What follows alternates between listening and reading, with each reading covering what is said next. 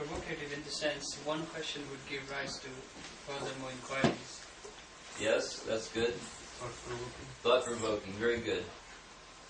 Definitely. I mean, the kind of questions that actually one can take one of those questions and expand almost, well, as we see, on the basis of 6 questions. Sometimes, we analyze that the 6 questions are answered practically by the end of this 3rd chapter.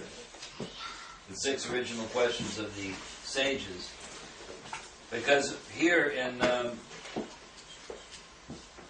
text 39, when Sutta Goswami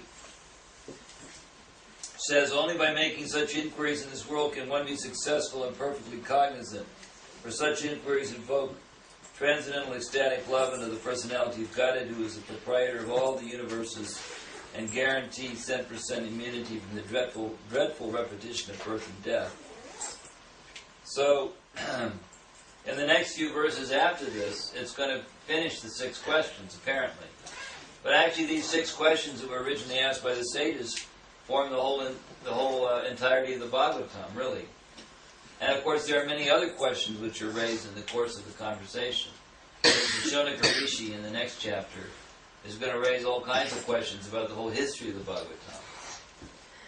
So the whole Bhagavatam is questions and answers, but really these 6 questions by the sages form the substance of the whole Bhagavatam.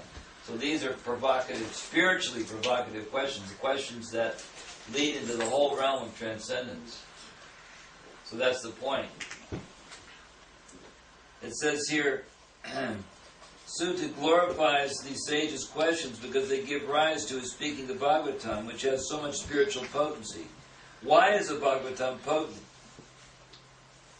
Well, that's an important issue. Why is it so powerful? This will be addressed in the next section. Okay, so the next section that we're going to discuss this evening begins with text 40. Idam Bhagavatam Nama Puranam Brahmasangitam Uttama Shloka Charitam Chakara Bhagavan Rishi Nishrayasya Sayalokasya Dhanyam Shvasyayanam Maha.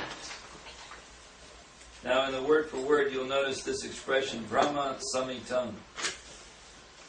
That means incarnation of Lord Sri Krishna and Uttama Shloka of the personality of Godhead. So this book is a narration about the Supreme Lord.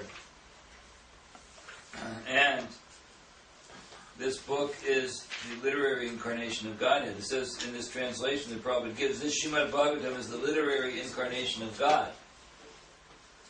And it is compiled by Srila Vyasadeva, the incarnation of God. It is meant for the ultimate good of all people, and it is all successful, all blissful, and all perfect. So this is high praise. This is not claimed for many other scriptures. That the Bhagavatam is actually, it's actually Krishna himself. It's actually the incarnation of Krishna. So there's another answer to the question that we raised so long ago as to why is the Bhagavatam important? Why is it important to study the Bhagavatam? Because it's God. That's a pretty powerful argument for associating with the Bhagavatam, hearing the Srimad Bhagavatam. It's actually a way of directly experiencing Krishna. If you hear in the right mood, then it's like directly getting Krishna's darshan. So one has to hear attentively and always trying to understand. But this is a very important point. Lord Chaitanya, Prabhupada points out in the purport that Lord Chaitanya Mahaprabhu declared the Srimad Bhagavatam as a spotless sound representation of all Vedic knowledge and history. So everything that's important in the entire pantheon of Vedic literature is found in this one book. Everything that you need to know, in other words. Everything you will ever need to know is in this book. Because Krishna is everything you need to know. So if it's an incarnation of Krishna, then then literally everything you need is here. So if there was ever an important book, this is it. Srimad Bhagavatam. The Bhagavatam is Krishna. So,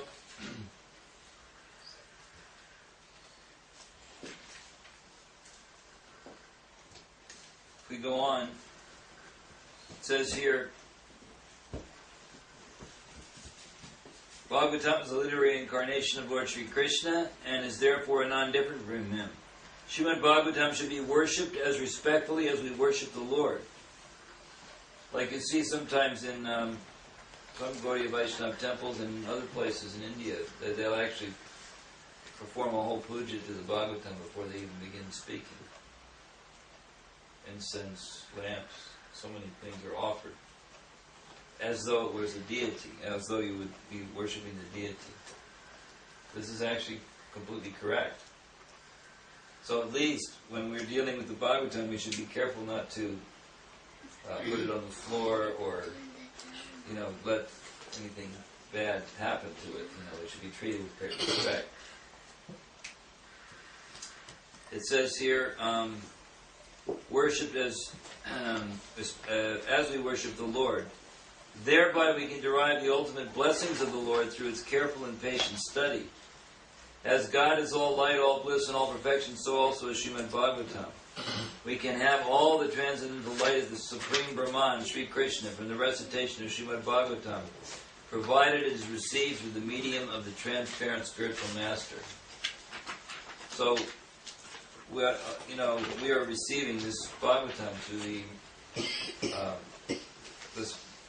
the agency of Srila Prabhupada, who is giving us the essence of all the teachings of all the great acharyas and his purports. So this is such an amazing fund of mercy.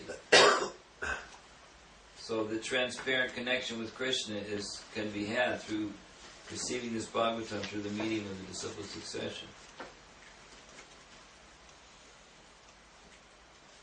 So there are two kinds of Bhagavatams, as we've stated before, the person Bhagavatam and the book Bhagavatam. So the book Bhagavatam should be understood for the person Bhagavatam.